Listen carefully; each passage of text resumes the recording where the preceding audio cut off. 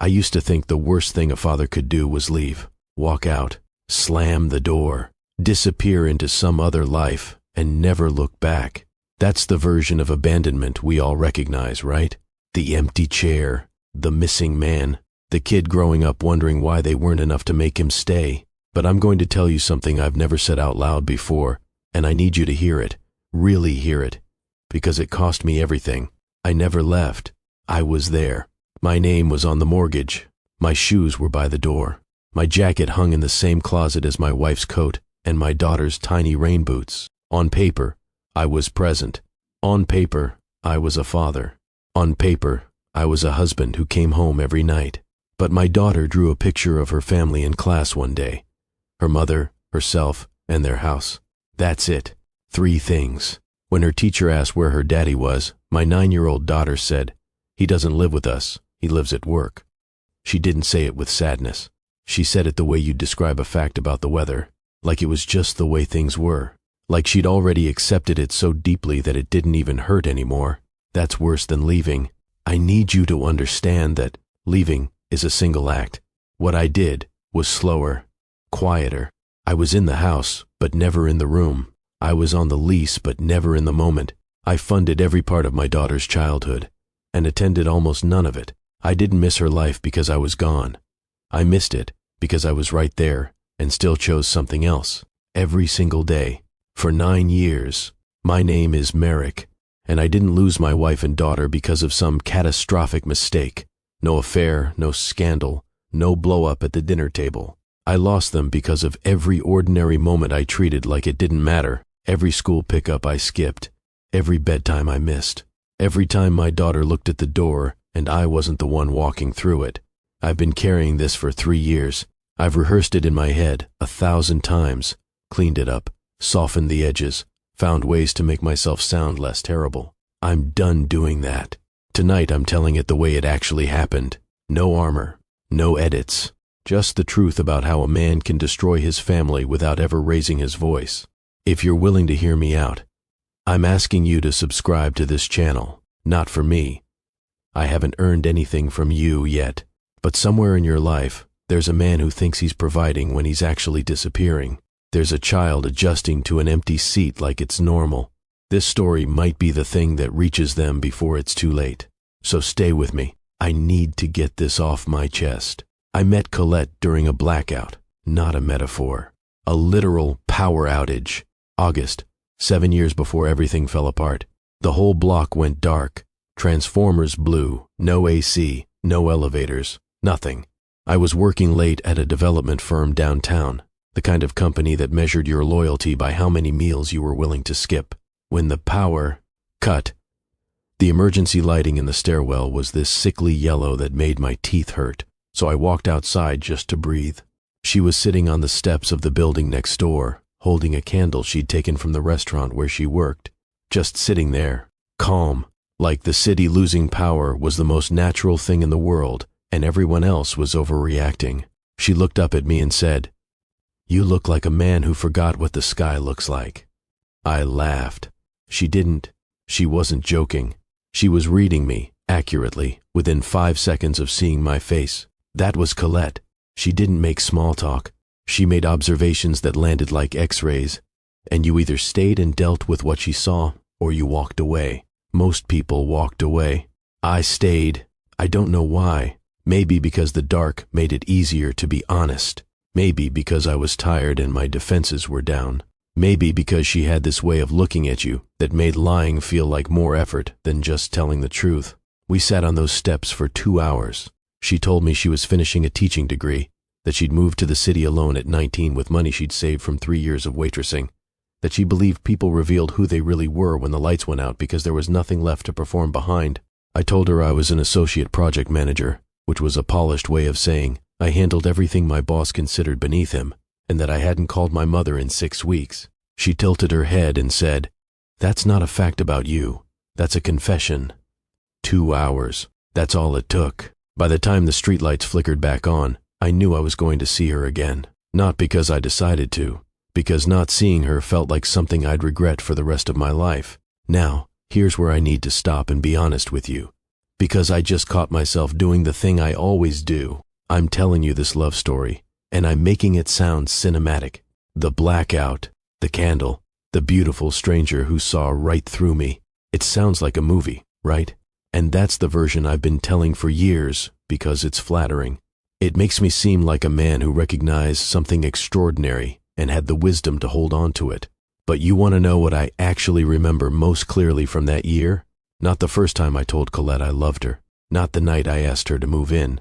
I remember the exact date I got promoted from associate to junior project lead. September 14th. I remember my boss's handshake and the font on the new business cards. I remember the salary bump to the dollar, $11,400 annually, and how I calculated what it meant monthly after taxes before I even left his office. Ask me the date of my first anniversary with Colette, and I'd have to check my phone. That's not a cute quirk. That's a diagnosis. And I should have caught it then, but I didn't. Because the world rewards men like me. You hit your numbers, you climb the ladder, people pat you on the back and call you driven.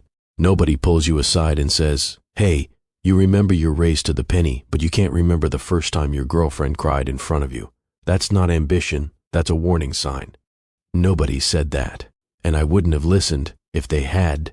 Within a year, we were living together. Within 2, we were married. Colette finished her degree and took a teaching position at an elementary school 20 minutes from our apartment. I kept climbing at the firm. Junior lead, senior lead, department head by 31. We were building something. At least, that's what I told myself. But here's the truth, and I can see it now with a clarity that makes me sick. We weren't building the same thing. Colette was building a home, a life with warmth in it. She picked furniture that made rooms feel like someone lived there. She cooked meals that took 2 hours because she believed sitting at a table together mattered. She learned our neighbors' names. She kept a calendar on the fridge with every birthday, every appointment, every small date that made a life feel held. I was building a resume, and I called it the same thing she was doing because from the outside, ambition and devotion can look identical. They both require sacrifice. They both demand long hours. The difference is what you're sacrificing and who pays the price. Colette was sacrificing for us. I was sacrificing us. I just hadn't read the invoice yet. Colette told me she was pregnant without saying a word. I came home at 11:30 on a Wednesday night, late even by my standards, and there was a pair of socks on my keyboard. Tiny, white with yellow stitching along the toe. So small they could have fit inside my palm with room to spare. She'd placed them right in the center of my laptop like a question she'd been holding all day, waiting for me to come home and find she was already asleep. I stood in the hallway outside our bedroom and listened to her breathe, and I held those socks in my hand, and something shifted inside my chest. Not softness, not exactly. It was more like a gear clicking into place, a mechanism activating, and the thought that came, the very first thought I had when I realized I was going to be a father, was this: I have to earn this. 4 words. They sounded noble at the time, responsible, like the kind of thing a good man thinks when he learns his life is about to carry more weight. I have to earn this. I have to be worthy of this child. I have to make sure this family never struggles, never worries, never wants for anything. That thought is where I lost them. Right there. 11:30 at night, holding infant socks in a dark hallway, my pregnant wife asleep on the other side of a door I didn't open, because I heard "earn this," and my brain translated it the only way it knew how, into output, into metrics, into billable hours and quarterly targets and a savings account that would prove on paper that I was a man who took his responsibilities seriously. I mapped fatherhood onto the only framework I understood: performance, deliver results, exceed expectations, stack enough evidence of sacrifice that no one, not Colette, not my future child, not myself, could ever accuse me of falling short. I never once, not in that moment, not in any of the months that followed, considered that what I needed to earn was presence, that the thing my family would need most from me couldn't be deposited into an account or tracked on a spreadsheet, that earning it might mean something as ordinary and unimpressive as being in the room, being awake when she was awake, being available without an agenda. And here's the part that stings the worst. When I look back, I was proud of my interpretation. I wore it like a badge. I told myself that lesser men would coast, but not me. I was going to grind, I was going to build a fortress of financial security around my family so thick that nothing could touch them. The fact that the fortress had no windows, that nobody inside it could reach me and I couldn't see them, didn't register. I was too busy reinforcing the walls. Our daughter was born on a Tuesday morning. Colette labored for 14 hours. I was there for the last 3. The first 11? I was at the office. I had a client presentation that couldn't be rescheduled. I put that in quotes because I need you to hear how absurd it sounds now. My wife was in a hospital bed, contracting, breathing through pain that had been building since before dawn, and I was standing in a conference room walking a client through a project timeline because I convinced myself the meeting was essential, that it was for the family, that Colette would understand, because Colette always understood. When I finally walked into that delivery room, 3 hours before our daughter entered the world, Colette looked at me, and the expression on her face wasn't anger. It wasn't disappointment. I've spent years trying to name what it was, and the only word that fits is recognition. She was seeing me clearly, maybe for the first time, or maybe she'd seen it all along, and this was just the moment she stopped hoping she was wrong. She looked at me and she saw exactly what I was going to choose, over and over and over again, for the rest of our time together. She saw the pattern before it had fully formed, and she was right. We named our daughter Wren. Colette chose it. She said wrens were small but loud, and that they always found their way home. I said, "That's beautiful." And I checked my phone. Here's the thing about being an absent father, and I need you to hear this clearly, because it's the lie that kept me comfortable for almost a decade.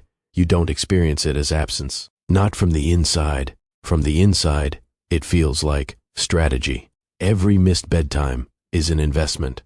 Every skipped dinner is a down payment on a future where your family has everything.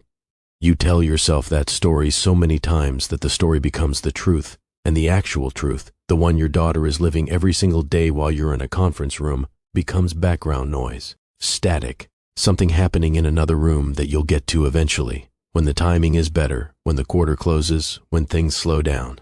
Things never slow down. That's the trick. There's always another quarter. Wren started preschool at 4. Colette handled the enrollment.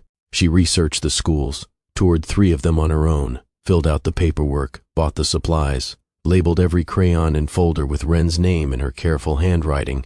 I know she did all of this because she told me about it, in detail, with enthusiasm, the way someone shares something that matters to them with the person they believe cares most. I nodded. I said the right things. I signed whatever she put in front of me. But I couldn't have told you the name of the school if you'd asked me cold. I couldn't have told you what time it started or which days Wren attended, or whether it was a half-day or full-day program. I was funding it. That was my contribution. The check cleared. In my mind, that counted.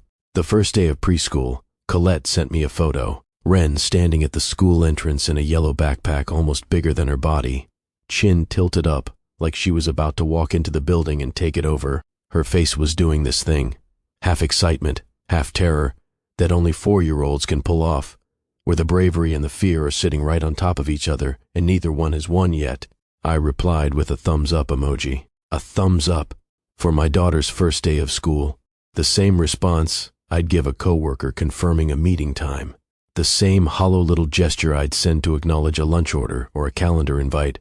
My wife sent me a photograph of our child stepping into the world for the first time, and I gave her a digital nod and went back to whatever spreadsheet was open on my screen. I don't even remember what I was working on that day, but I remember the emoji. Funny how that works. The things that should fade are the ones that stick, and the things that should have mattered are the ones that dissolve. And every day after that, every single day for 5 years, Colette drove Wren to school. Colette picked Wren up from school. Colette sat in the pickup line with the windows down, learning the other parents' names, talking to teachers, signing permission slips across the steering wheel. Colette knew which kids Wren played with at recess and which ones she avoided. Colette knew that Wren was terrified of the hand dryer in the girls' bathroom, the loud industrial kind that sounds like a jet engine to a child, so she'd taught Wren to shake her hands dry instead. Colette knew that Wren's favorite lunch was cut strawberries and a cheese sandwich with the crusts trimmed into circles because, according to Wren, squares taste different. I knew none of this, and it wasn't because I was shut out. It wasn't because Colette kept it from me. She told me. She narrated Ren's life to me over dinners I half attended with my phone face up beside my plate, glowing with notifications I treated as more urgent than my wife's voice. She'd recount the details, the funny thing Ren said at breakfast, the new friend, the small fear conquered. And I'd nod and say, "That's great, babe." And I'd mean it in the way you mean something that costs you absolutely nothing to say. The way you mean, "Sounds good," when someone describes a restaurant you'll never visit. 5 years, drop-offs and pickups, class plays and parent-teacher conferences, science fairs where Ren built something with her own hands and stood next to it waiting for someone to be proud of her. Holiday pageants, where she wore a costume. Colette stayed up late to finish and sang songs she'd been rehearsing in the bathtub for weeks. I never once, not one single time in 5 years, picked my daughter up from school. Not once. Let me sit with that for a second, because I've said it before in my head, and it sounded like a fact. But saying it out loud, right now, to you, it sounds like what it is. A failure so consistent it became invisible, so routine that I stopped recognizing it as a choice. Every day I didn't show up, I was choosing, and I dressed that choice in a suit and a job title, and called it responsibility. Have you ever done that? Have you ever convinced yourself that your absence was a gift, that the people you love were benefiting from the thing that was keeping you away from them? If you have, leave a comment.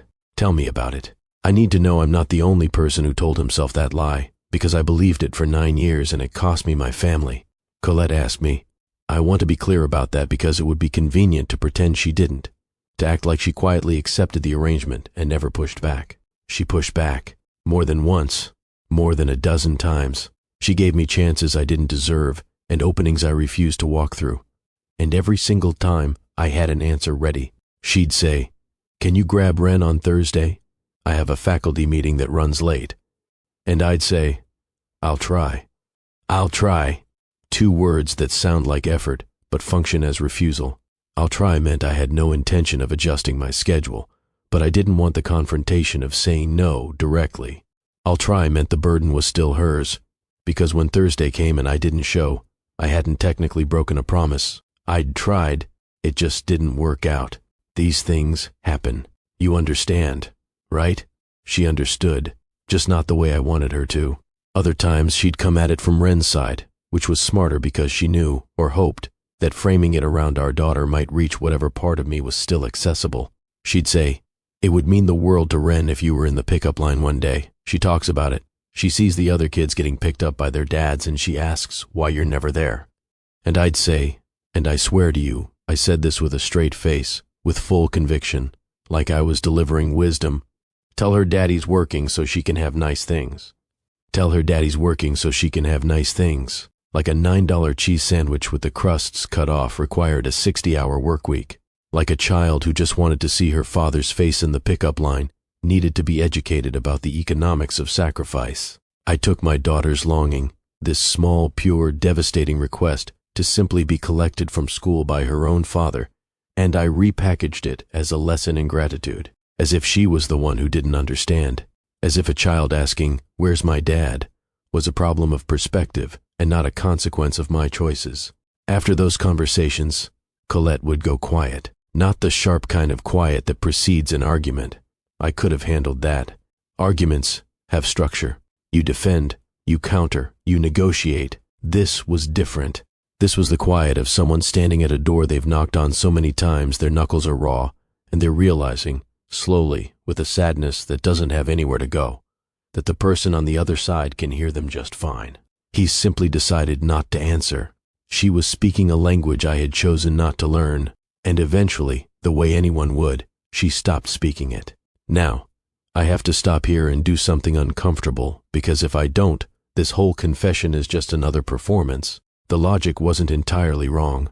I need to say that I was providing.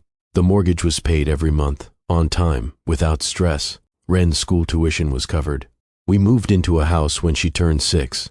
A real house with a yard and a room she got to paint herself. There was food in the fridge and clothes in her closet, and a college fund building steadily in the background. I wasn't a deadbeat. I wasn't gambling the rent away or disappearing for weeks. By every external measure, the kind of measures the world hands you like trophies, I was doing my job. And that's exactly what made it so dangerous. Because when you're failing in ways the world rewards, nobody corrects you. Nobody stages an intervention for the father who works too much. Nobody sits you down and says, your daughter has everything she needs except the one thing she actually wants. The math looked right. The spreadsheet balanced. The family was funded. But here's what I know now. And I wish I could go back and carve it into the desk where I spent all those years building nothing that mattered. Being right about money doesn't make you right about love. You can fund a life and still starve it. You can pay every bill on time and still owe a debt so deep that no salary in the world can cover it. The mortgage was current.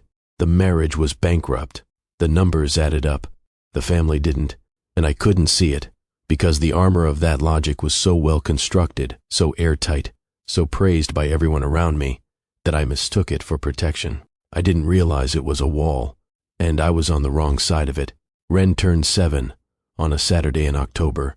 Colette had been planning the party for weeks, not casually, not loosely, but with the kind of deliberate care she brought to everything that involved our daughter. 12 kids from Ren's class, a magician who did card tricks and pulled scarves out of his sleeves, a cake shaped like a treehouse because Ren had spent that entire year obsessed with building forts out of couch cushions and bed sheets and anything else she could stack into a structure that felt like hers. Colette had the cake custom made, 2 tiers, little fondant windows, a tiny ladder going up the side. I know all of this because Colette told me. She walked me through the details the week before, and I nodded and said the right things and told her I'd be there by 3. I arrived at 5:15, 2 hours and 15 minutes late to my daughter's 7th birthday party. The magician had already packed up and left. Half the kids had been collected by their parents. The living room was that specific kind of post-party wreckage. Deflated balloons drifting along the floor, paper plates with smeared frosting, streamers hanging from the ceiling like evidence of something that happened without me. Colette was in the kitchen, cleaning up. She didn't look at me when I walked in, didn't say a word. She just kept wiping down the counter with a focus that had nothing to do with the counter. Ren was on the front porch. She was sitting on the top step with her knees pulled up and frosting still on her fingers, purple from the treehouse cake. And she was just sitting there, not crying, not pouting, just sitting in that particular stillness that children shouldn't know how to carry. The stillness of waiting for something you've been promised by someone you still believe in. When I walked up, she looked at me. And what she said next is the sentence I will hear for the rest of my life.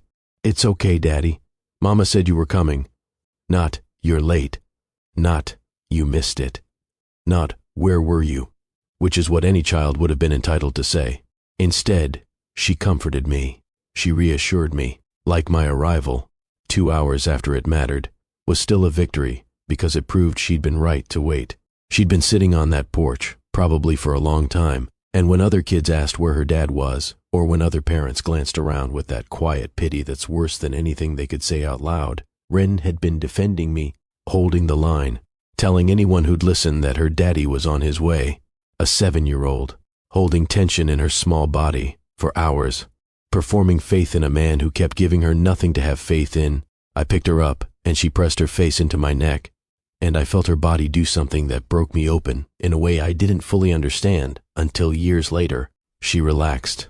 Not the way you relax when you're tired, the way you relax when you've been bracing, when you've been clenching something in your chest because you weren't sure. She exhaled against my collar, and her arms went loose around my neck, and her whole body softened, like she'd been carrying a weight that finally got set down. My 7-year-old daughter had been holding herself together because she didn't know if her father was going to show up to her own birthday party. I held her on that porch, and I felt the frosting from her fingers press into the back of my shirt, and I made a promise to myself, not out loud, just inside, where promises feel more serious because nobody else can hold you to them. I told myself I'd do better. I told myself this was the turning point, that I'd seen the cost, and there was no way I'd let it happen again. I felt the conviction of it in my whole chest, solid and certain, the way you feel something when the evidence is standing right in front of you and you can't look away. I told myself I'd do better. I didn't. Nothing changed. Not my hours, not my priorities, not the number of times I showed up to anything that wasn't attached to a paycheck. I held my daughter on that porch, and I made a silent vow, and I broke it within the week. And the worst part, the part that keeps me awake, is that I don't even remember what I chose instead. Whatever meeting, whatever deadline, whatever urgent nothing pulled me back into the current, it consumed the promise whole, and I barely noticed it going down. That's who I was. A man who could feel the right thing and mean the right thing and still, without hesitation, do the wrong thing. Every time. The next 2 years were the quietest years of my marriage, and I mean that in the worst possible way. I made director, took on international accounts, the kind that required calls at odd hours and weekends spent hunched over projections in my home office with the door closed. I was in the building by 6:30 most mornings, home after 9 most nights. Saturdays and Sundays became what I called catch-up days, which was a polite label for disappearing. Into a room in my own house and emerging only for meals I barely tasted and conversations I barely tracked. Colette and I stopped talking about anything that wasn't functional. Bills, scheduling, whether the gutters needed cleaning, who was taking the car in for service. Our conversations became a series of transactions, efficient, necessary, completely hollow. We were two people managing a property together, not sharing a life. And I want to describe what that transition felt like, because it's important. It wasn't a fight. It wasn't a dramatic shift where one day we were connected and the next day we weren't. It was more like someone reaching for a dimmer switch and turning it down so slowly, a fraction of a degree each week, that you never notice the room getting dark. You adjust. Your eyes compensate. You keep moving through the space, bumping into furniture occasionally, but telling yourself that's just what rooms feel like. That's just how houses work after a few years. Everyone's rooms get a little dim. It's normal. It's mature. It's fine. And then one day, you reach for the person standing 3 feet away from you, and you can't find them in the dark. And you realize the light didn't go out all at once. It went out while you were in another room, congratulating yourself on the electricity bill. Colette stopped asking me to pick Ren up. She stopped mentioning school at all. No more updates about Ren's day. No more details about the friends, or the funny things she said, or the small milestones that make up a childhood when someone's paying attention. Colette just handled it, all of it, silently, the way someone takes full ownership of a project, when the other person on the team has made it clear they're not contributing. I didn't notice, and I need to confess what I believed during this period, because it's the thing that makes me sickest about the man I was. I believed Colette was fine. I believed our marriage was stable. Not passionate, no. I wasn't delusional enough to think we were in some kind of honeymoon phase, but I believed we'd matured past the need for constant connection into something more functional, more adult. I looked at the quiet between us, and I called it peace. I looked at her silence, and I called it acceptance. I told myself we'd found our rhythm. She handled the home, I handled the income, and the system worked. I mistook her silence for maturity. It was surrender. She hadn't found peace with who I was. She'd exhausted every way she knew to reach me and come up empty each time, and what I interpreted as a wife settling comfortably into routine was a woman going quiet the way people go quiet when they've finished grieving something that hasn't technically died yet. She was already mourning us, and I was sitting in my office with the door closed, believing everything was fine because nobody was complaining. Silence isn't agreement. I know that now. Sometimes silence is the last thing that happens before someone leaves. If this is making you think about someone you love, someone you might be losing in slow motion right now without realizing it, I'm asking you to share this video with them. Send it, text it, put it in front of their eyes. Because sometimes the wake-up call can't come from inside the house. Sometimes it has to come from a stranger on a screen, confessing the exact mistake you're in the middle of making. Don't wait until the room goes dark. Please. The morning it happened, I remember exactly 3 details. Not because they were unusual, because they weren't. That's the point. They were ordinary. They were right in front of me, and I walked past every single one of them like a man stepping over evidence on his way out the door. 1. Ren's backpack was hanging on the hook by the front entrance, purple with a silver zipper. It should have been on her shoulder already, or sitting by the door waiting to be grabbed on the way to school. Instead, it was just hanging there, still and untouched, like it had been placed back on the hook after a decision had been made. 2. Colette's keys were on the kitchen counter. She never left her keys on the counter. They lived in her purse, always, because she was the kind of person who had a system for everything and didn't deviate from it. Her keys sitting loose on that countertop was a sentence written in a language I should have been able to read. 3. There was a cup of tea on the kitchen table. Full, cold. She'd made it and never drank it. The mug was one Wren had painted at a birthday party ceramics station, lopsided flowers in pink and orange, and it was just sitting there, holding tea that had gone still hours ago. I noticed all 3 of these things the way you notice furniture. They registered somewhere in the back of my brain and dissolved before they reached anything that mattered.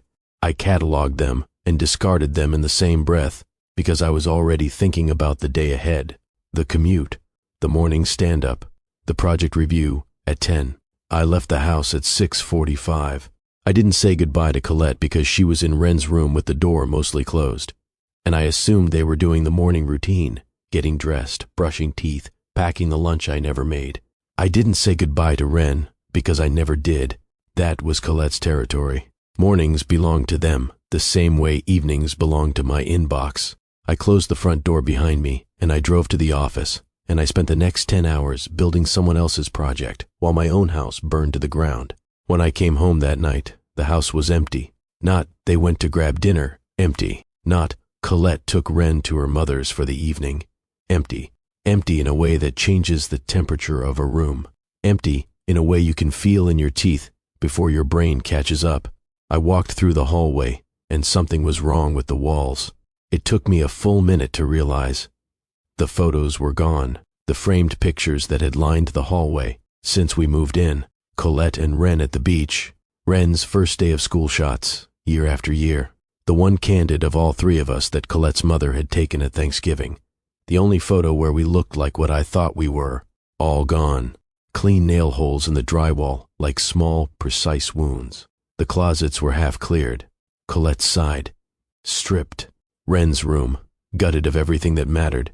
Her favorite stuffed animal, a threadbare fox she called Captain that had been tucked under her arm every night since she was 3, gone. Colette's teaching binder, the thick one she carried back and forth to school every day with lesson plans and student notes and sticky tabs in 6 different colors, gone. The photos held to the fridge by alphabet magnets Wren had arranged into nonsense words she thought were hilarious, gone.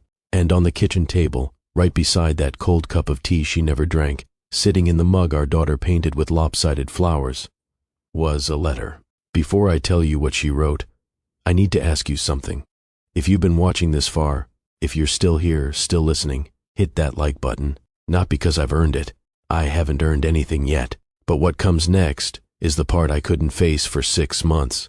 The part I ran from and rewrote and buried under a version of events that made me the victim instead of the cause. I need to say it out loud now, and I don't want to say it to an empty room. Stay with me. This is where the story I told myself dies. Before I tell you what the letter said, I need to tell you what I believed. Because the truth only hits right if you understand the lie it replaced. For 6 months after Colette left, I told a story. I told it to my mother over the phone, while she clucked her tongue and called Colette ungrateful. I told it to coworkers who asked where my ring went. I told it to the one friend I had left, a guy from the firm named Donald, who I hadn't seen outside of work in 3 years, but who suddenly became my confidant because he was the only person willing to sit across from me at a bar and listen. The story went like this. Colette had been planning her exit for months, maybe years. She'd been quietly building a life behind my back, packing boxes in her mind, scouting locations, making arrangements, while I worked myself to the bone keeping a roof over her head. And the reason she left? She'd met someone. Had to be. Another teacher, probably. Someone who was around during the day. Someone with free time and soft hands, and the luxury of being present because he didn't carry the weight of a family on his back the way I did. Poor Merrick, hard-working Merrick, sacrificed everything, and his wife left him for a man with a lighter schedule. That was the narrative. Clean, comfortable, and completely self-serving. It had a villain. Colette, the ungrateful wife who couldn't appreciate what she had. It had a victim. Me, the devoted provider who gave too much and got abandoned for it. And it had a moral that let me sleep at night. Some people just don't understand sacrifice. I told that story so many times it hardened into fact. I believed it the way you believe your own name. It lived in me, like bone. And the reason I believed it, the real reason, the one underneath all the others, is that the alternative was unbearable. Because if Colette didn't leave me for someone else, if there was no other man, no betrayal, no secret plan, then she just left because of me, just me, the way I was, the choices I made, the man I chose to be every single day for 9 years. And I was not ready to face that, so I didn't.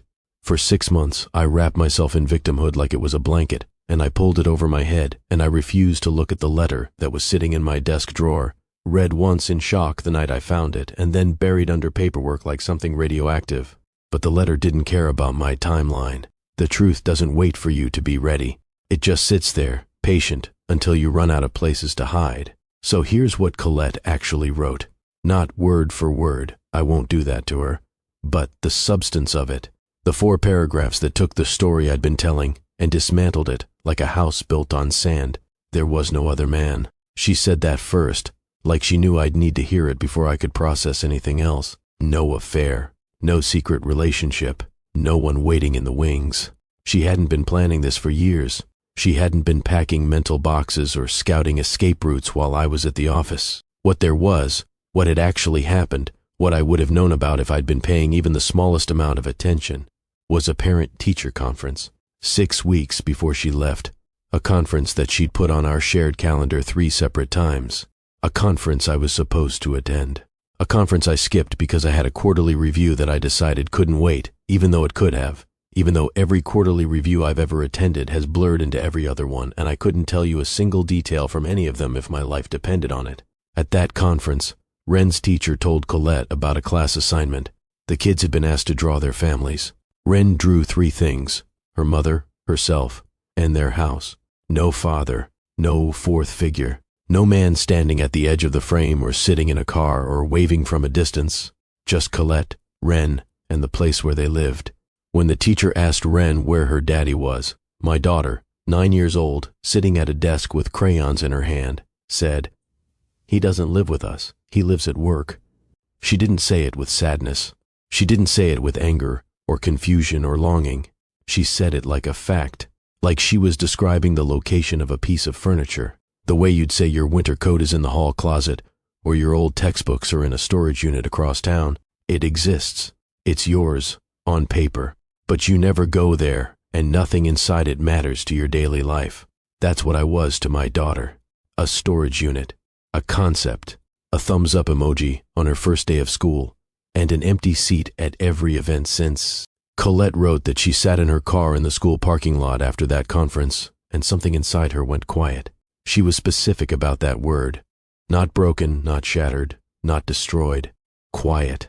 Like a decision she didn't even know she'd been weighing had finished deliberating without her permission and simply announced itself, calm and final and irreversible. She wrote, "I can't keep teaching her that love looks like absence, Merrick. I can't sit in that pickup line one more afternoon and watch her look at the door and adjust when it's not you. Kids shouldn't have to make that adjustment. I won't be the reason she learns to expect nothing from the people who are supposed to show up." And that was it. That was the reason. Not an affair, not a scheme, not resentment over money or division of labor or any of the things I could have argued against and maybe won. She left because staying was the curriculum, and the lesson it was teaching our daughter was that the people who love you are the ones who never come. I spent 6 months calling myself a victim, 6 months performing betrayal for anyone who would listen, and the truth, the actual irreducible truth, was that I hadn't been betrayed. I'd been accurately assessed. Colette didn't leave because she misunderstood me. She left because she understood me perfectly. She saw exactly who I was, measured exactly what I was willing to give, and made the only decision that protected our daughter from growing up believing that a man who chooses his desk over his child is what love looks like. The 6 months of victimhood were my last act of cowardice, the final wall I built so I wouldn't have to stand in the open and look at what I'd done. The letter knocked that wall down, and there was nothing behind it but me. She didn't leave to punish me. I need to say that because it's the first thing people assume, and it's the first thing I assumed, and it's wrong. Colette wasn't vindictive. She wasn't trying to teach me a lesson through pain or force me into some kind of reckoning by taking my daughter away. That would have required her to still be invested in changing me, and by the time she walked out of that house with Ren and Captain the Fox and a suitcase full of whatever she could carry, she was done investing. Not because she was cold, because she'd spent 9 years depositing into an account that never paid back a single cent, and the balance was zero, and she finally admitted it to herself. She left because staying was the lesson. Not a lesson for me, a lesson for Wren. Every morning, Colette drove Wren to school alone. That was a lesson. Every evening, Colette sat in the pickup line alone. That was a lesson. Every birthday party where Wren sat on the porch waiting, every family drawing with no father in it, every night Wren fell asleep without hearing my voice. All of it was curriculum. And the subject being taught day after day, year after year was this: the people who love you are the ones who don't show up. Love means waiting. Love means adjusting.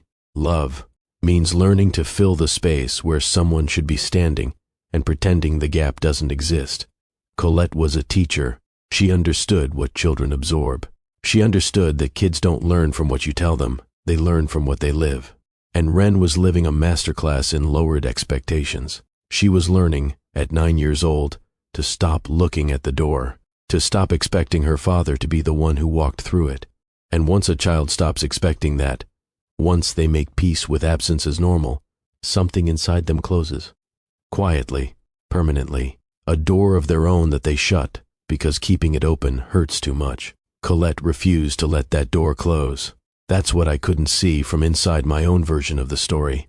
I thought sacrifice meant what I endured at the office, the long hours, the pressure, the meals I skipped, and weekends I surrendered.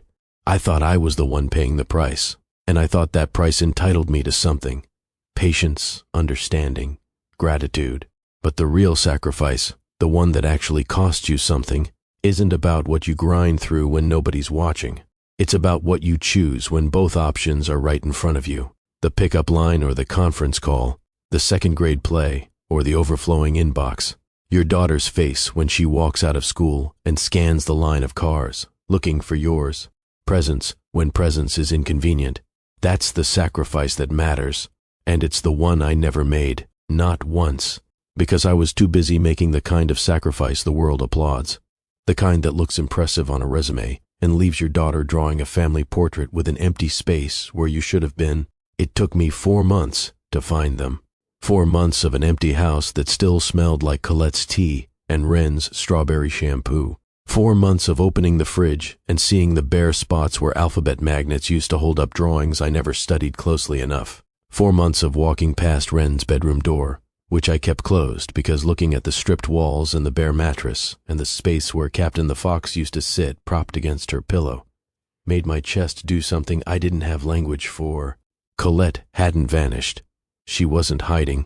She'd simply gone home, back to the town where she grew up, 2 states away, to a house near her mother's place. She'd enrolled Wren in a new school. She'd taken a teaching position at a small elementary nearby. She'd rebuilt, quickly and quietly, the way someone rebuilds who's been mentally preparing for the construction, even if they didn't know it. I drove there on a Saturday, 8 hours in the car with nothing but the road and my own thoughts, which is a brutal combination for a man who spent a decade avoiding both silence and self-reflection. I rehearsed speeches the whole way, explanations, arguments, timelines for change. I had bullet points in my head, actual bullet points, because even in crisis, my brain defaulted to presentation mode. I was going to lay out a plan, show her I was serious, demonstrate, with evidence, that I could be different. I pulled into her mother's driveway, and Colette opened the front door before I knocked, like she'd been watching the road, like she'd known this was coming eventually, and had already decided how she'd handle it. She didn't yell, she didn't cry, she didn't slam the door, or tell me to leave, or unleash 9 years of accumulated hurt in the way I probably deserved. She just stepped aside, walked me to her mother's kitchen table, sat down across from me, and said 5 words. "What do you want, Merrick?" Not hostile, not warm, just direct. The same directness she'd had the night I met her, sitting on those steps during the blackout, reading me like a page she'd already memorized. Colette asking a question she needed a real answer to. Not a performance, not a pitch, not a quarterly projection dressed up as emotion. And for the first time in my life, I didn't have a strategic answer. Every bullet point I'd rehearsed in the car evaporated. Every polished sentence, every calculated appeal, gone. I sat across from the woman I'd failed in every way that mattered, and I opened my mouth, and the only thing that came out was the truest thing I'd ever said. I want to pick her up from school. Colette stared at me. A long time. Long enough that I could hear the clock on the wall, and someone's dog barking 2 houses over, and my own blood moving through my ears. She was searching my face for something. I don't know if she found it, but eventually she said, quiet and measured, "School lets out at 3:15. The next day, I was in that pickup line at 2:45, sitting in her mother's borrowed sedan with the windows down, watching the ordinary machinery of childhood that I had outsourced for the better part of a decade. Parents gathering along the curb, teachers walking kids to the sidewalk, backpacks and lunch boxes and small voices bouncing off the concrete. The whole beautiful, mundane rhythm of a world I'd been funding from a distance and never once stepped inside. When Wren came out, she didn't see me at first. She was walking with another girl, laughing about something, her backpack, a new one, green this time, not the purple one from the hook, bouncing against her shoulders with each step. She'd gotten taller. Her hair was different. She was wearing sneakers I'd never seen before, a jacket I didn't recognize, carrying a lunchbox that wasn't the one Colette had packed when they still lived in my house. She'd changed. She'd grown, and I'd missed it. All of it. Every inch. Then she looked over and saw me, and stopped walking. The girl beside her kept going a few steps before realizing Wren wasn't there anymore and turning back with a confused look. But Wren wasn't paying attention to her friend. She was staring at me through the car window with an expression I recognized immediately because I'd seen it once before, on Colette's face in a delivery room 11 years ago. Recognition. She was seeing me, not with excitement, not with anger, with assessment, studying me the way Colette studied people, with eyes that see what's actually there instead of what you're trying to project.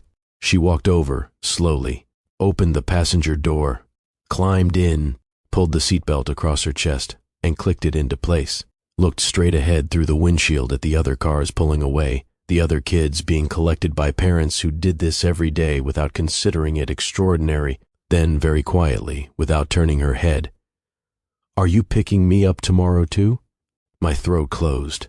Everything I had ever built, every title, every account, every director's meeting, every quarterly target I'd hit, every performance review that called me exceptional, all of it turned to dust in my mouth.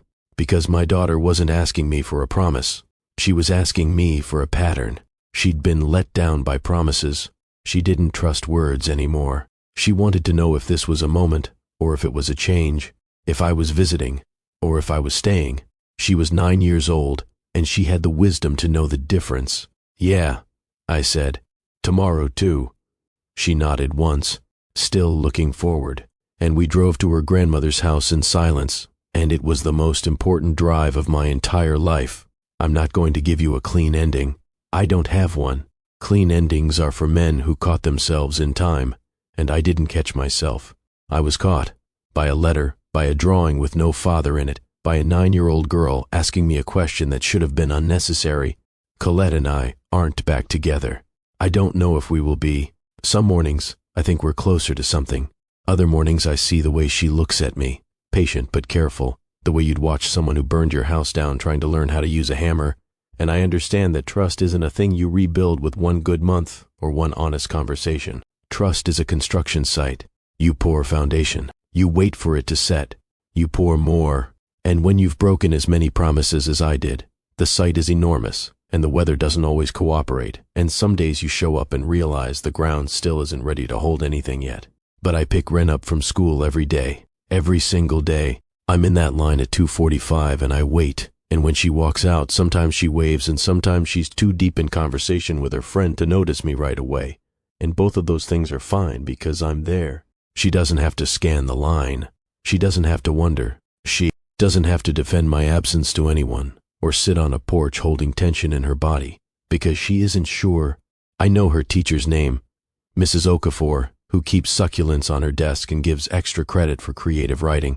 I know Wren's best friend is a girl named Posey, who wants to be a marine biologist and once brought a starfish preserved in resin to show and tell. I know that Wren still cuts the crusts off her sandwiches, but she cuts them into triangles now instead of circles because, her words, circles were when I was little.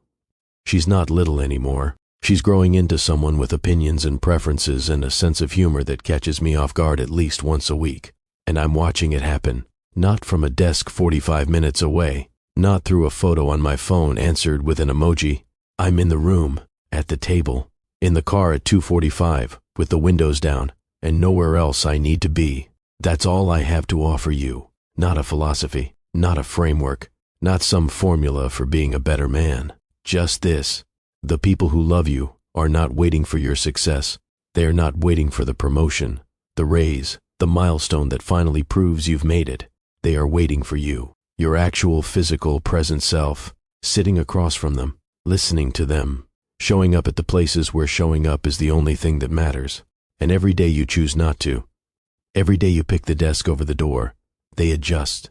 They fill the space you left with something else. They learn to stop expecting you. They rearrange the portrait until there's no gap anymore. And one day you come looking for your place in it, and it isn't there. Not because they erased you out of cruelty, because you were never in the frame to begin with. Don't wait for the letter. Don't wait for the empty house. Don't wait for your daughter to describe you like a storage unit to a teacher who feels sorry for her. Be in the room while there's still a seat with your name on it. If this story moved something in you, if something in your chest shifted even slightly, I'm asking you to subscribe, not for content, for the reminder. Come back here when you need to remember what matters, and then close this video and call someone you love. Not to say something profound, just to say you'll be there, not next week, not when things settle down. Tomorrow, the line starts forming at 2:45.